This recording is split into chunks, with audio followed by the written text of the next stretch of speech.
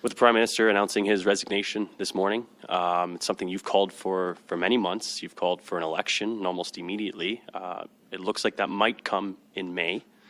Do you believe with this announcement today, ramping up production, that your fight with Ottawa is slowly winding down? I would say that I have been calling for an election.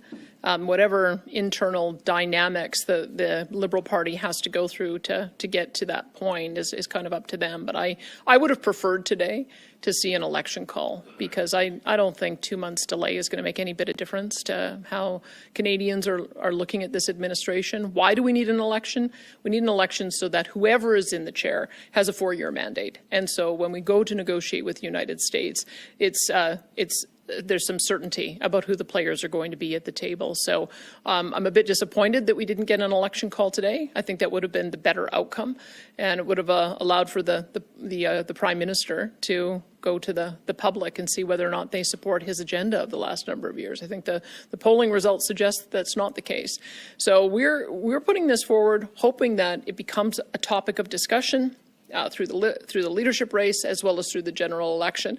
We want a willing and supportive partner with the federal government. It would certainly be nice to have a federal government that wasn't looking at ways of continuing to shut down production and stand in the way of this kind of progress. And so optimistically, we hope whoever emerges successful when this is over is going to be able to keep pace with the kind of production we want to do in Alberta.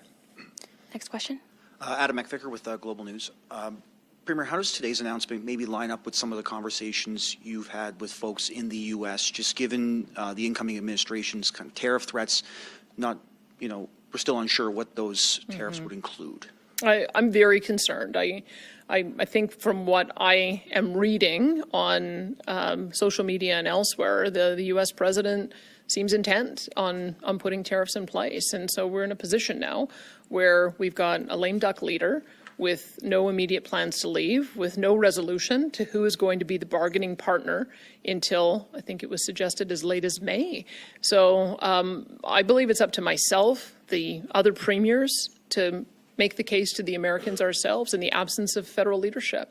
And so that's why I'm going to the inauguration. I'll be staying there for 4 or 5 days. I hope to be able to put forward the case that I made today about how we are the Americans' best friend and trading partner. We can provide the resources that they need to be successful, and that we are also their biggest consumer. We buy $293 billion worth of products from the United States, which is more than Germany, the UK, Italy, France, and Vietnam combined. So we shouldn't be in the line of sight of the U.S. president. So I would hope that we'll be able to make that case, but it is not helpful having so much uncertainty in who's going to be at the negotiating table. That's why I still think that there should be an election. Let's get that solved sooner rather than later so we can get on with these important discussions. And on your announcement today, obviously maybe a similar question, given the incoming threats with tariffs, why is it now a good time to be pushing for increased capacity in pipelines and doubling oil and gas production? I think that energy is going to be key to getting a Canadian agreement that ensures that none of our products are subject to tariffs.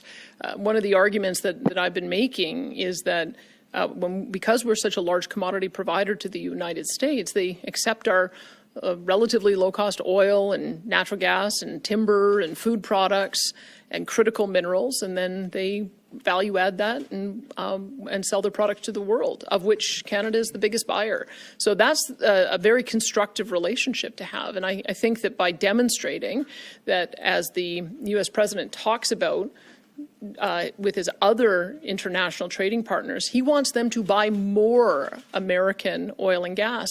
In order for that to happen, they have to make sure that they take a North American-wide approach so that we can also provide them with the product that they need in order to have that kind of global energy dominance. So I think that energy is absolutely essential to the Americans achieving that goal, and that's regardless of who happens to be the Prime Minister. Alberta owns a resource. We own 85% of the resource in the province. We export 4.3 million barrels a day to the U.S. That's 56% of what the Americans import. Other provinces export to them a relatively smaller amount, but we think that we are crucial in being able to meet that that foundational American aspiration, and then be able to make the argument that we shouldn't have tariffs on any Canadian goods altogether because of this important partnership that we have.